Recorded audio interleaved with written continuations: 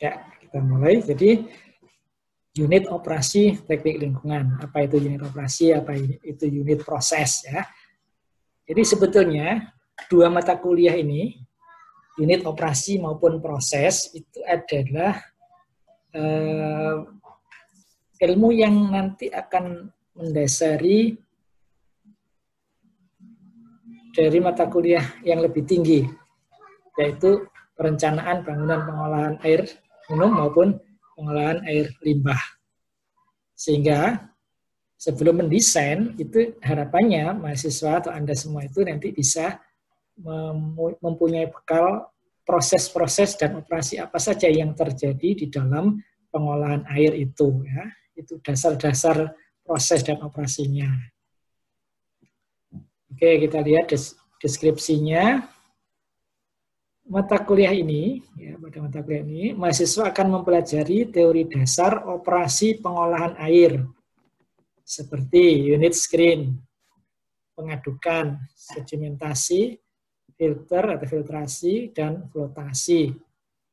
Ya, jadi ini kira-kira materinya nanti ya, ada 1, 2, 3, 4, 5 lah, nggak terlalu banyak ya. 5. Teori ini merupakan konsep dasar perancangan bangunan pengolahan air dan air limbah.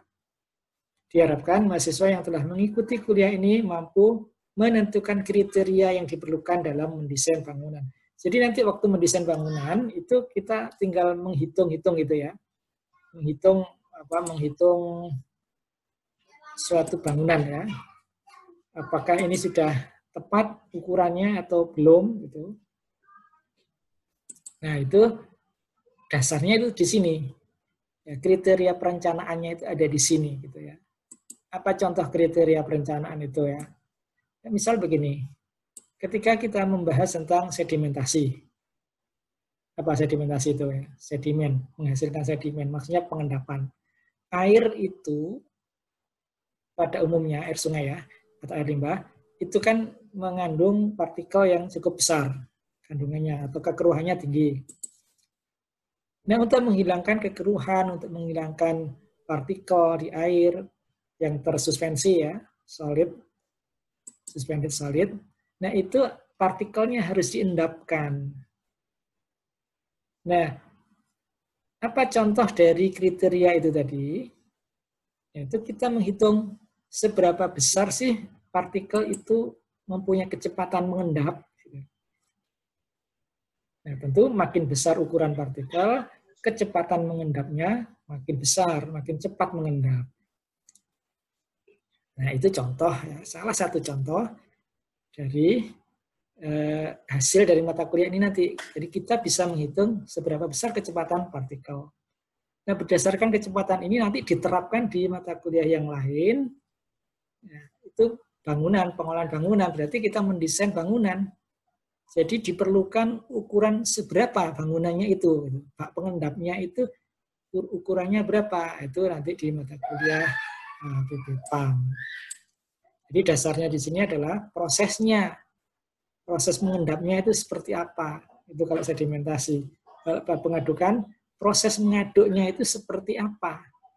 Jadi pengadukan itu kecepatannya berapa, lamanya mengaduk berapa. Begitu ya. Jadi ini tadi menentukan kriteria yang diperlukan dalam mendesain bangunan di bidang teknik lingkungan, maksudnya itu tadi pengolahan air limbah, pengolahan air minum ya. Selain ada teori perhitungan, contoh-contoh perhitungan nanti kita akan banyak belajar ini ya, menghitung ya. Juga ada yang penting nanti adalah praktikum. Nah sekarang pertanyaannya, bagaimana ya praktikum online itu? Nah, ada ide enggak? Praktikum online itu seperti apa ya? Ada ide?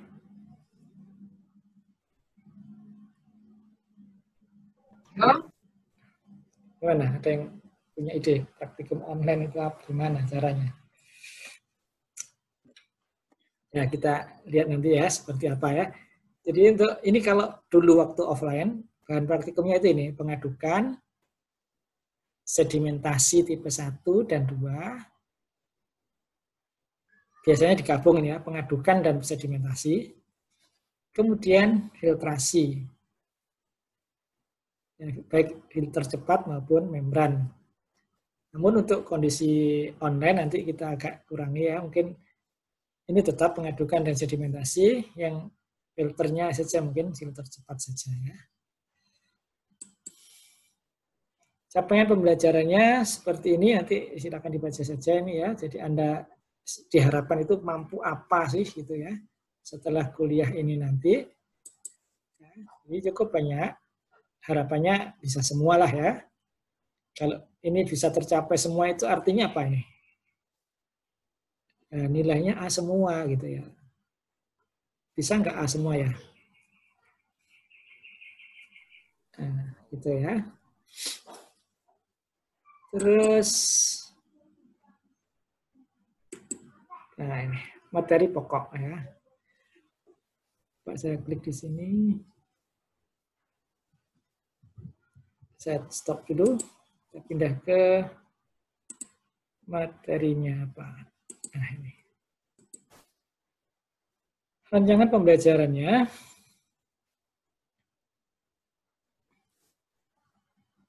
Jadi tujuan utama atau capaian pembelajaran yang tertinggi dari mata kuliah ini adalah yang ini. Mahasiswa mampu memilih dan menghitung unit operasi dan menentukan kriteria perencanaan dalam pengolahan air dan air limbah berdasarkan analisis dan informasi yang benar untuk diaplikasikan dalam desain bangunan pengolahan air limbah. Sudah terlihat ini peta capaian pembelajaran? Sudah, Pak. Ya. Nah, ini petanya seperti ini. Nah, jadi ada garis entry behavior, ini yang saya minta tadi di forum tadi didiskusikan ya. Jadi yang dimaksud entry behavior itu adalah kemampuan dasar yang harus dimiliki sebelum mengikuti kuliah unit operasi itu apa gitu. Nah, harapannya semua sudah ini mampu ini ya. Sekarang. Jadi mampu memahami konsep dasar analisis pencemar lingkungan dan perilaku pencemar dalam air. Kira-kira ini di mata kuliah apa yang pernah mempelajari ini? Apel. Pak. TAPL ya, Pak? TAPL. Ya, TAPL. Kemudian kalau perilaku air itu ada di mana? Hidrolika. Ya, jadi harapan saya 2 mata kuliah itu jangan dilupakan. Nah, kalau lupa ya buka-buka lagi ya, karena ini nanti akan mendasari ini materi-materi setelahnya ini ya. Jadi ini nanti materi 1 pindah ke berikutnya, terus ke atas, terus ya ini sampai terakhir ini tadi. Nah ini tadi ya, mampu memilih dan menghitung unit operasi. Jadi menghitung nanti bisa menghitung dasar-dasar, sudah hampir ke PB-PAM nanti gitu ya. Tapi tidak sampai sedetail PB-PAM ya. Jadi nanti paling tidak bisa menghitung berapa ukuran bak, berapa ukuran alat pengaduk gitu. Tapi ini tadi sudah harus menguasai dasar-dasarnya ini. Nah, seakan-akan naik tangga gitu ya, perlahan-lahan naik ke sini terus ke atas. Kemudian ini peta behavior ya, peta capaian pembelajaran. Kemudian kalau dirinci per waktu pertemuan per minggunya, nah itu kira-kira materinya seperti ini ya. Saya persingkat saja. Jadi nanti ini dasar-dasar pengolahan air minum dan air limbah, karakteristik impurities air, standar kualitas air minum, air baku dan air limbah. Kemudian ini screen, materi tentang screen. Terus grid chamber, ini sedimentasi ya. Sedimentasi, ada grid chamber, ada prasedimentasi, ada sedimentasi, thickening, dan seterusnya. Kemudian flotasi, terus mixing tadi pengadukan tadi ya, pengadukan. Jadi kenapa kok ada pengadukan? Kenapa sih kita mempelajari pengadukan? Nanti kita bahas lebih detail ya. Terus filter ya, sudah. Nah, jadi 5, paling tidak kita akan belajar 5 topik tadi ya. Oke, nanti ini saya kopikan file ini ya. Saya balik ke PowerPoint tadi.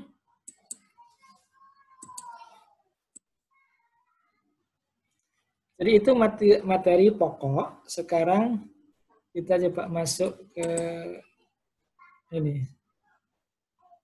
Materi ya. Oh, belum. Sekarang ke ini. Aplikasinya. Kenapa kita belajar unit operasi? Ya, ada 3 alasan ya. Ya. Jadi aplikasinya, ya, alasannya apa? Alasannya nanti untuk bisa kita aplikasikan di 3 poin ini. Yang pertama adalah untuk desain bangunan pengolahan air. Meliputi saringan kasar, sedimentasi, pengadukan, filtrasi. Gitu. Juga air limbah, bangunan pengolahan air limbah. Bahkan udara pun bisa kita gunakan dasar-dasar dari unit operasi ini. Apa beda perilaku polutan di air dengan perilaku polutan di udara? Di air itu ada pengendapan partikel.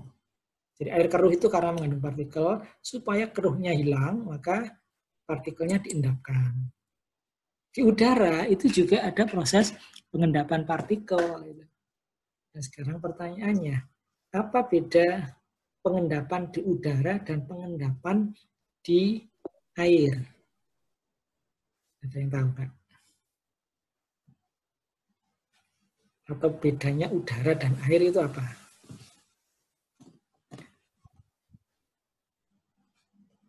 Sebelum menjawab bedanya, tentu harus tahu persamaannya. Gitu. Apa kesamaan air dan udara? Air bahasa Indonesia ya, bukan air bahasa Inggris. Ya, atau air bahasa Indonesia dengan air bahasa Inggris, apa bedanya?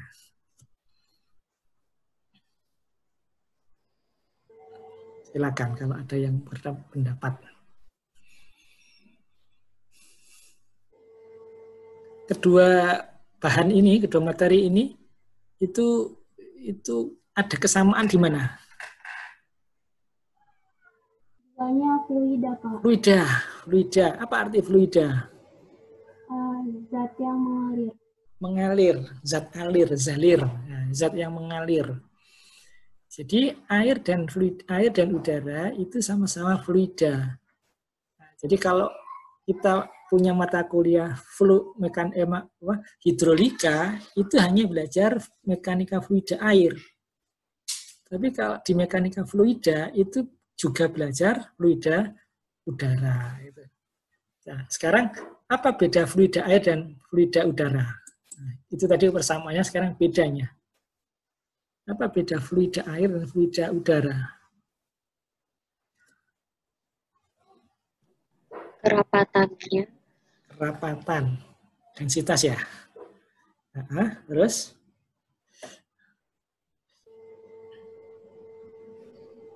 Kalau air mengikuti bentuk wadah, Pak, tapi kalau udara mengisi ruang. Ya sama, membentuk wadah nanti. Wadahnya mengikuti juga. Sama. Kalau kita punya tangki kita isi udara, ya akan membentuk seperti tangki, sama yang itu ya. Bedanya apa? Ini tekanan. Kalau udara, kita punya udara volumenya 10 meter kubik. Kita masukkan ke tangki yang hanya isinya, hanya volumenya 1 meter kubik. Bisa nggak? Bisa. Berarti apa? Ini yang bedanya air dan udara di situ. Berarti udara bisa ditekan. Nah, maka nanti tangkinya menjadi bertekanan gitu. Tapi kalau air kalau ada tangki volumenya 1 meter kubik, itu bisa menampung air berapa? 1 meter. Ya segitu, ya hanya segitu, nggak bisa melebihi volume tangki, Kak. Tapi udara bisa. Kenapa kok bisa? Karena udara mempunyai sifat kompresibel, gitu. Ya, dapat ditekan. Nah, itu beda fluida udara dan air, sehingga nanti prinsip-prinsip unit operasi itu bisa diterapkan di pengelolaan atau pengendalian pencemaran udara. Ya. Dalam hal ini ya pengendapan partikel, menghitung turbulensi udara itu bisa nanti ya. Terus organisasi perkuliahan. Jadi mata kuliah ini 4 SKS, sehingga nanti kita ada 2 kali pertemuan dalam 1 minggu. Selain yang mengisi nanti, selain saya, itu ada 1 lagi, sudah tahu belum ya? Sudah ya? Jadi ada saya dan Bu Ervin, nanti kira-kira bergantian antara saya dan Bu Ervin, untuk materi tertentu akan disampaikan saya, materi yang lain akan disampaikan Bu Ervin gitu ya. Evaluasinya ini kuis, tugas, tes tulis, lesan, tergantung ya nanti. Termasuk forum tadi, sebetulnya saya ingin Anda itu bisa aktif berdiskusi, jadi saling berpendapat. Mungkin saya hanya memancing dengan 1 pertanyaan, terus nanti Anda silakan menjawab, ada yang menanggapi begitu ya. Jadi keaktifan itu termasuk bagian dari penilaian juga ya. Jadi saya berharap mahasiswa itu bisa aktif dalam berdiskusi, kritis ya. Kritis itu maksudnya kalau ada sesuatu yang menurut Anda tidak benar, itu Anda harus berani gitu loh. Berani apa? Ya berani berpendapat, berani berpendapat beda gitu maksudnya ya. Ya, tapi yakin benar, artinya ada dasarnya, bukan asal beda, bukan asal mengkritik, bukan ya. Termasuk saya, Anda silakan kalau Anda menganggap bahwa saya kok berbeda gitu, pendapat saya begini kok Pak Ali begitu, ya, silakan disampaikan, enggak apa-apa ya. Itu enggak mengurangi nilai sama sekali, tidak ya. Justru kekritisan Anda itu yang saya hargai, mungkin saya nilai gitu ya. Jadi bukan substansi Anda mengkritik sayanya yang dinilai, bukan, tapi keaktifan Anda ya. Oke, pustaka ini meliputi ini yang utama ya. Yang utama Unit Operation and Processes in Environmental Engineering dari Renault. Kemudian kalau mau yang bahasa Indonesia silakan juga yang ini. Ya. Ini saya mengambil dari berbagai buku yang sudah saya compile menjadi buku operasi dan proses. Isinya adalah ya 2 mata kuliah itu, mata kuliah unit operasi dan unit proses. Jadi kalau mau yang bahasa Inggris silakan di sini Tom D. Renault ini. Kalau ingin lebih jelas yang berbahasa Indonesia saja ya silakan baca yang ini ya. Oke. Kalau ingin mendapatkan ini nanti silakan kontak Pak Ardiono ya. Jangan ke saya nggak menyediakan. Ya, silakan ke Pak Ardiono. Untuk pengayaan silakan juga materi yang ini, Hendrik, Water Treatment Unit Process, Physical and Chemical. Atau yang ini, Chemistry and Unit Operation in Water Treatment. Atau yang ini Advanced ya, sudah terapan ini. Waterwork Engineering, Planning, Design, and Operation. Nah ini selain ke-5 buku ini, tidak hanya dipakai sekarang ya, ini kalau Anda nanti bekerja di bidang air, pasti nyari buku ini nanti ya. Selama masih tidak lepas dari dari bidang air, pasti nanti mencari buku-buku ini ya. Termasuk PBPAM, PBPAL, ya, nanti sudah di sini ya. Oke, itu tentang materi. yang akan kita bahas. Silakan barangkali ada pertanyaan.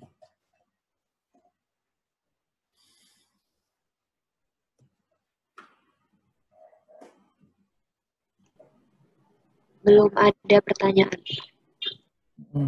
Udah. Yang lain barangkali.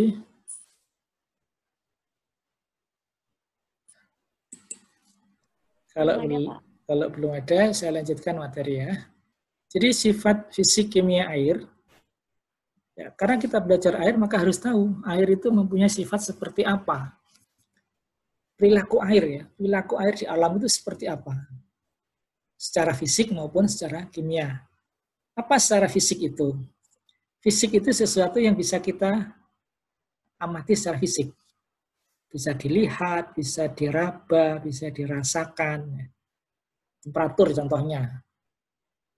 Yang kita amati dari temperatur itu apa? Oh, air ini apa? Warnanya atau rasanya kalau temperatur? Rasanya, Pak. Panas, Rasanya, dingin. Kan ini kita sentuhkan airnya. Oh, hangat, dingin. Itu temperatur. Nah, itu berarti itu fisik. Secara fisik bisa kita rasakan. Air itu keruh. Bisa kita apakan? Kita dilihat ya itu fisik. Jadi kita bisa amati. Oh, air ini kental, viskos. Ya, itu fisik. Densitas, jadi temperatur, densitas, viskositas, kekeruhan itu adalah fisik. Sekarang kalau kandungan kimiawi, oh air ini mengandung logam, air ini mengandung organik. Itu apa? Fisik apa kimia? Kalau kimia itu tidak bisa diamati. Bagaimana cara tahu bahwa air itu mengandung sesuatu? Mengandung kimia. Bau. Ya, harus dibawa ke laboratorium. Jadi diperiksa di laboratorium, air itu mengandung apa. Gitu.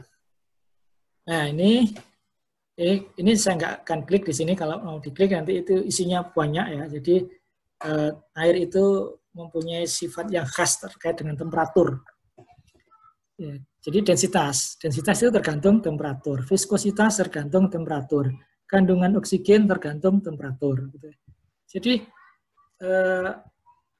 makin tinggi temperatur, densitasnya itu makin turun. Viskositas makin turun. Gitu ya. Kandungan oksigen juga makin turun. Jadi temperatur dalam kaitan dengan sifat fisik air ini sangat penting karena selalu mempengaruhi sifat-sifat yang lain. Oke, sekarang kita bahas bagian tentang air minum ya. Kenapa sebagian mungkin belum kita selesaikan semuanya ya. Oke, standar kualitas air baku. Apa air baku itu? Standar. Apa air baku? Air baku adalah, ini kaitannya dengan air minum ya. Berarti air baku, air minum. Air yang akan diolah menjadi air minum. Itu yang disebut dengan air baku. Kalau Anda bertanya ke orang sipil ya, air baku itu bisa macam-macam jawabannya. Termasuk air untuk irigasi itu juga air baku. Kemudian air yang akan diolah lah intinya ya. Air yang akan diolah menjadi air yang lain, nah itu namanya air baku. Nah kita air baku itu bisa kita lihat standarnya di sini, Peraturan Pemerintah Nomor 82 Tahun 2001. Nah untuk air baku itu ambil yang kelas 1. Jadi di baku mutu kualitas badan air ini, kelas air itu dibagi menjadi 4. Ada kelas 1, kelas 2, kelas 3, kelas 4. Nah, untuk air baku air minum itu lihat yang di kelas 1. Nanti yang lain, kelas 2, kelas 3, kelas 4 itu untuk peruntukan yang lain. Untuk perikanan, untuk pertanian, untuk irigasi itu kelas yang lain ya. Tapi yang akan kita bahas di sini adalah kelas 1. Ini kalau saya klik, itu muncul ini nanti ya, Peraturan Pemerintah Nomor 82 Tahun 2001. Nah, untuk menghemat waktu nanti silakan dicari sendiri, ini sudah tersebar di internet banyak ya. Nanti lihat kelas 1 itu ada apa saja di sana. Nah, sebelum Anda buka nanti, saya tanya sekarang, apa yang dimaksud dengan standar kualitas atau baku mutu itu apa? Karena ini isinya baku mutu semua nanti ya, baku mutu air kelas 1, 2, 3, 4. Apa itu baku mutu atau standar kualitas? Itu apa? Dan gunanya untuk apa gitu? Gunanya untuk apa terutama itu ya? Apa? Parameter, Pak. Parameter apa? Parameter itu parameter itu untuk menyatakan sesuatu butuh parameter. Gitu. Di parameter ada di dalam baku mutu nanti. Gitu. Nah, sekarang pengertian secara keseluruhan itu baku mutu itu apa? Nanti isinya memang parameter-parameter ya. Parameter yang bagaimana? Itulah baku mutu. Ukuran batas.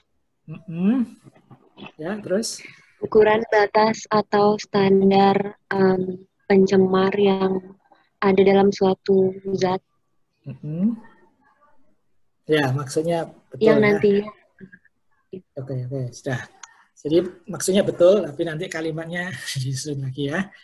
Jadi baku mutu adalah ya suatu acuan yang digunakan untuk menyatakan sesuatu itu memenuhi persyaratan atau tidak. Ya, paham ya maksudnya ya? Nanti kalimatnya silakanlah disusun lagi ya. Jadi kalau saya menyatakan, oh air ini memenuhi syarat sebagai air baku. Berarti apa yang langkah yang kita lakukan? Air ini kita periksa, baik secara fisik maupun secara laboratorium tadi. Kemudian kita bandingkan dengan baku mutu. Nah, berarti acuan kan? Jadi acuannya baku mutu. Kalau air yang kita periksa ini memenuhi baku mutu, berarti apa? Ya, air ini layak. Maksudnya air ini kalau nilai-nilainya tidak melebihi kadar maksimum yang ada di dalam baku mutu, berarti air ini memenuhi baku mutu. Ya, kalau air baku berarti boleh digunakan air baku. Kalau kualitas air minum berarti air ini boleh diminum. Gitu. Kalau baku mutu air limbah berarti oh air ini boleh dibuang ke lingkungan. Gitu.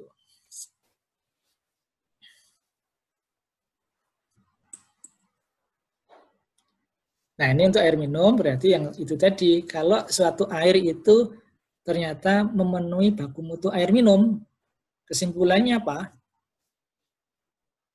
Air ini layak diminum. Gitu. Jadi, kenapa perlu ada baku mutu air minum? Ini latar belakangnya. Air merupakan kebutuhan mutlak manusia. Ya, siapapun butuh air minum. Orang bisa bertahan sampai sekian hari tanpa makan. Tetapi tanpa minum hanya mungkin 2 hari. Gitu ya. Jadi tidak makan tapi minum saja itu masih bisa. Kemudian, nah karena air merupakan kebutuhan mutlak maka air harus aman. Nah untuk menyatakan aman tadi maka apa acuannya? Baku mutu tadi.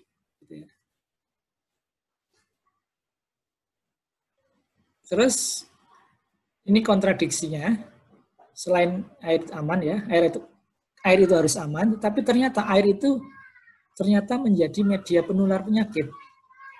Virus, bakteri itu mudah sekali hidup di air, parasit, jamur, ternyata mudah sekali hidup di air.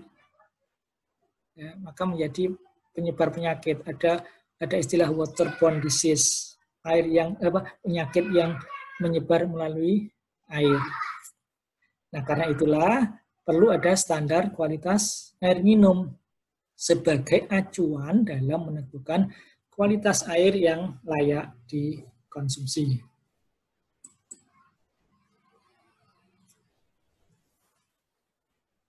Kalau kita buka baku mutu, itu isinya angka-angka semua ya. Parameter dan angka. Misal, parameter X, angkanya sekian miligram per liter. Artinya, angka itu adalah angka maksimum untuk polutan ya, yang boleh berada di air minum. Nah, itu secara ringkas itu kita kelompokkan menjadi 6 ini. Ya.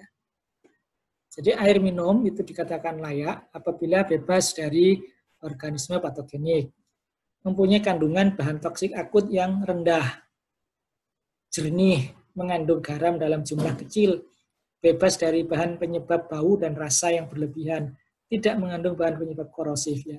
Jadi artinya polutan itu boleh berada di air dalam batas apa? Dalam batas nilai tertentu yang nilai itu tidak berpengaruh negatif.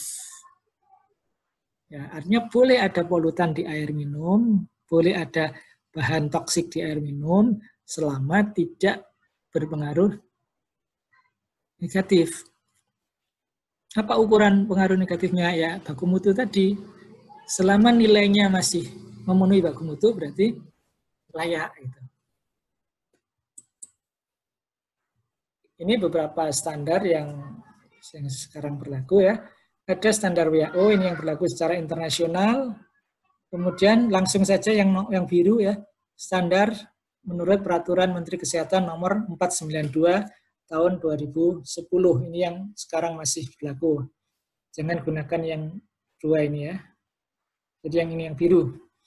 492 tahun 2010.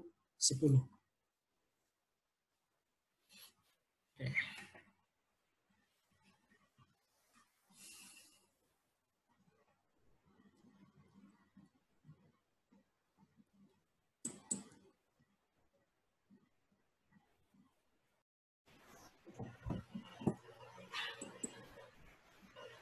Nah, ini sudah muncul ini ya, nampak ya. Sudah, Pak. Isi dari Peraturan Menteri Kesehatan nomor 492 tahun 2010 secara ringkas itu ada dua bagian utama, yaitu parameter wajib dan parameter tambahan. Parameter wajib ini ada dua kelompok lagi, dikelompokkan lagi, yaitu parameter yang berhubungan langsung dengan kesehatan,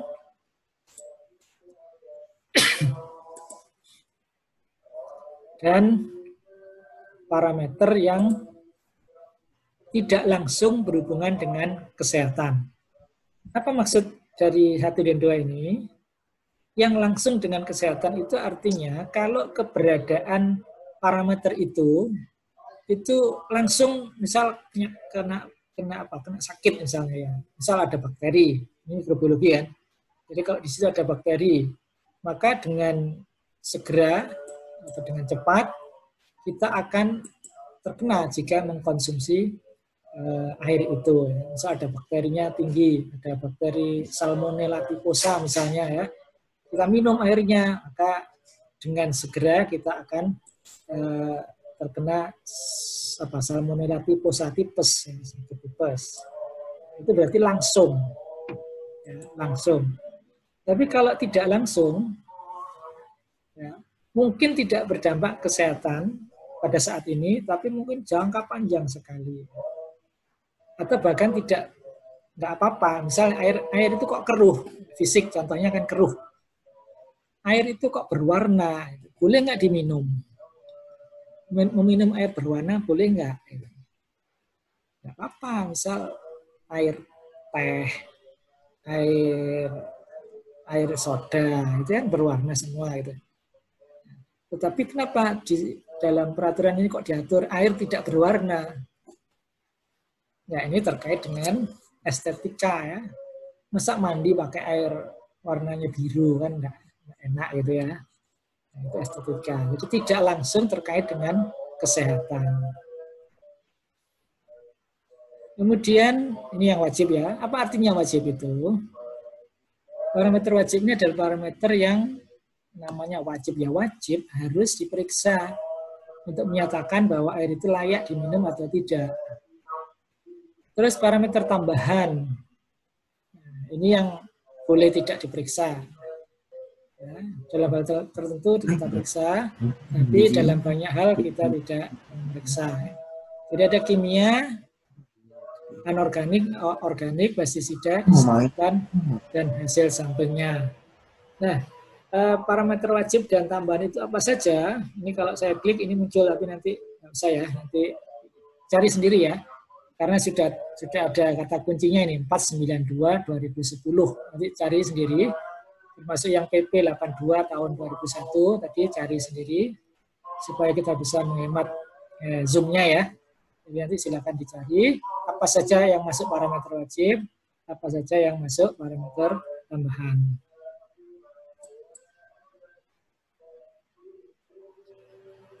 Kemudian diagram alir.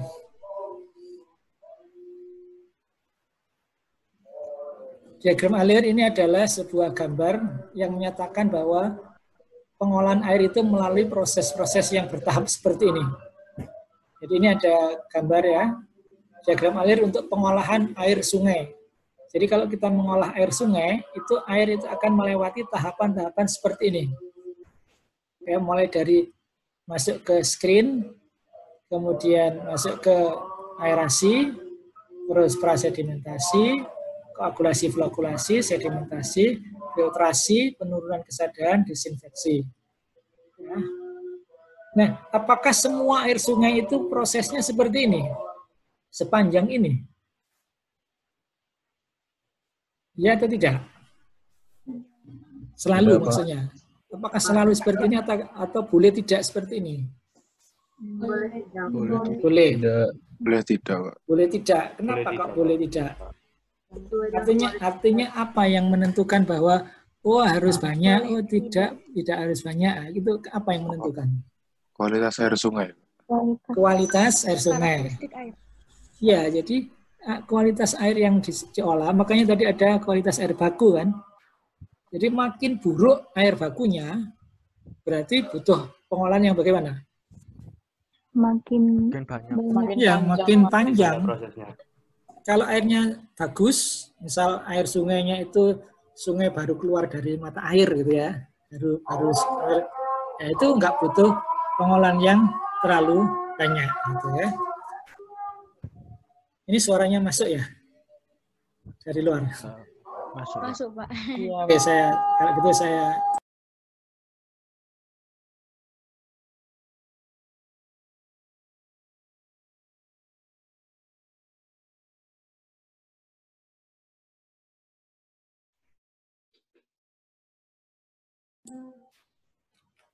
kita lanjut ya. Di sini saya tampilkan 4 contoh diagram alir ya. Maksud saya adalah ingin menunjukkan bahwa untuk air dengan asal yang berbeda, ini tadi air sungai, yang bawah ini air rawa bersifat payau, setelah itu air tanah, ini ada 2 air tanah, yang satu air tanah dengan kandungan FeMN yang tinggi, yang satu lagi air tanah dengan kesadaran tinggi. Artinya apa 4 gambar ini? Menunjukkan apa 4 gambar ini? Itu adalah air pengolahan dengan air baku yang berbeda. Apa akibatnya kalau air baku dengan kualitas yang berbeda? Itu akan menyebabkan diagram alir ini pun berbeda.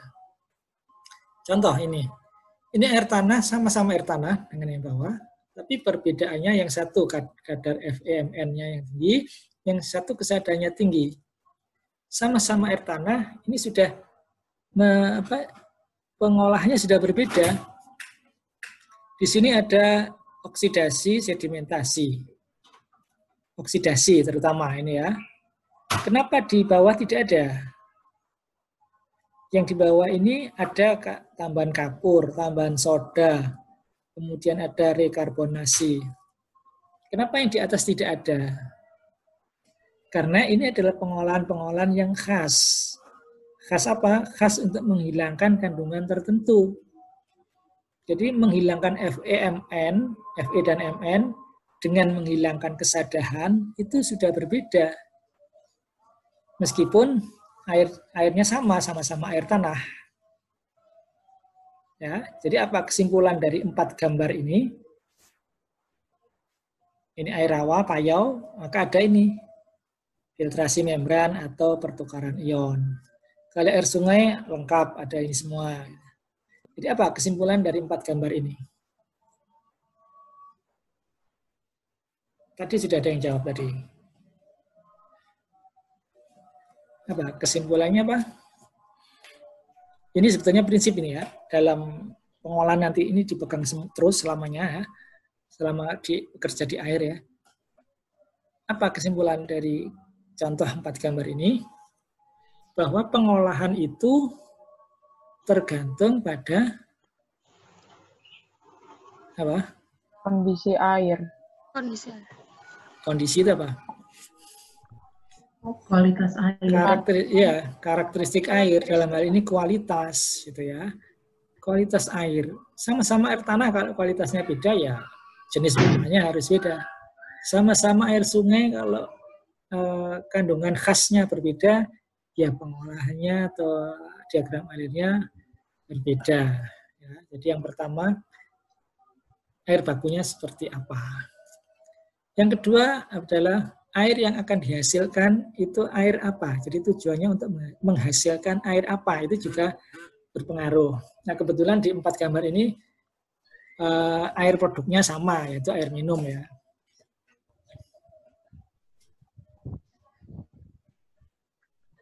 Oke, kita habiskan yang air minum. Proses pengolahan sekarang. Ada screening, sedimentasi, filtrasi. Ini adalah kelompok dari pengolahan air secara fisik. Apa yang dimaksud pengolahan air secara fisik? Yaitu kita melakukan aksi-aksi fisik, bukan kimia. Ya. Artinya, dalam pengolahan ini kita tidak melibatkan bahan kimia. Menyaring itu perlu bahan kimia enggak? Tidak. Kita hanya melewatkan air, melewati suatu media penyaring. Ya. Mengendapkan air itu kimiawi atau bukan? Melibatkan bahan kimia enggak? Partikel mengendap itu. Partikel turun dari mana? Dari kedalaman berapa ke bawah. Dari permukaan ke bawah. Itu perlu bahan kimia enggak? Tidak, dia hanya turun karena beratnya partikel. Jadi karena partikel itu mempunyai berat tertentu, mempunyai berat jenis tertentu, maka dia turun. Nah, itu namanya secara fisik. Terus fisik kimia. Berarti apa ini kira-kira? Fisik kimia. Ada penambahan bahan kimia. Iya, melibatkan kedua aksi tadi. Ada aksi fisik, juga ada aksi kimia atau reaksi kimia. Nah, ini contohnya ya. Koagulasi, flokulasi. Jadi kita menambahkan tawas, diaduk, ngaduk itu fisik. Menambahkan tawas, terjadi reaksi, itu kimia. Nanti akan terjadi kontak antar partikel, itu kimia juga. Ada tumbukannya fisik, terus terjadi nempel, ikatan kimia, berarti reaksi kimia. Maka kalau itu digabung dalam satu proses, namanya proses fisik kimia. Disinfeksi. Ini juga fisik kimia, ada yang fisik saja ada, kimia saja juga ada. Presipitasi kimia, pertukaran ion. Oke, sampai sini. Kembali ke sini. Sekarang, unit operasi itu apa yang dipelajari? Unit operasi hanya mempelajari proses fisik. Nah, itu sudah kata kuncinya. Unit operasi hanya mempelajari proses fisik. Nah, yang fisik kimia bagaimana? Kan ada mata kuliah lain, apa namanya? Unit proses. Unit proses, Pak. Unit proses ada 2. Apa? Unit proses. Fisik, kimia, dan biologi. Oke. Jadi unit proses fisik kimia berarti yang akan dipelajari nanti adalah proses-proses yang merupakan kombinasi antara fisik dan kimia. Nah, kalau biologi Itu juga di unit proses. Jadi kita di sini nanti sama sekali tidak membahas yang proses biologis. Kalau yang kimia mungkin nyinggung-nyinggung sedikit lah, terutama seperti ini. Koagulasi-flokkulasi di unit proses juga dipelajari, tapi kita tidak ke kimianya. Ya, tidak ke reaksi, bagaimana tawas bereaksi dengan bahan apa, atau bahan air apa yang ada di air, tidak. Kita hanya bahas bagaimana sih mengaduk supaya tawas itu apa, tercampur merata. Itu kita aduk seberapa kecepatannya, seberapa lama kita waktu mengaduknya. Itu. Jadi sekali lagi ini perbedaan antara unit proses, unit proses, unit operasi. Operasi kita akan belajar tentang fisik saja, yaitu diantaranya ini screening, sedimentasi, filtrasi, dan ini koagulasi, tapi yang fisiknya, maksudnya mengaduknya. Kemudian yang ini disinfeksi, presipitasi, pertukaran ion tidak kita bahas di sini. Itu nanti di mata kuliah lain. Nah, oke, itu kira-kira proses-proses yang terjadi ketika kita mengolah air ya, mengolah air untuk menjadi air minum, mengolah air baku menjadi air minum. Oke, saya kira itu sampai di sini dulu mata kuliah hari ini. Untuk pertemuan berikutnya kita akan selesaikan yang air limbah. Namun secara prinsip tadi air limbah dan air minum itu apa bedanya? Ya, itu hanya terletak pada kandungan polutannya. Mungkin polutannya sama-sama TSS, sama-sama BOD, tetapi yang air limbah biasanya TSS-nya tinggi, BOD-nya tinggi. Nah, kalau BOD-nya tinggi, maka mengolahnya juga berbeda. Gitu.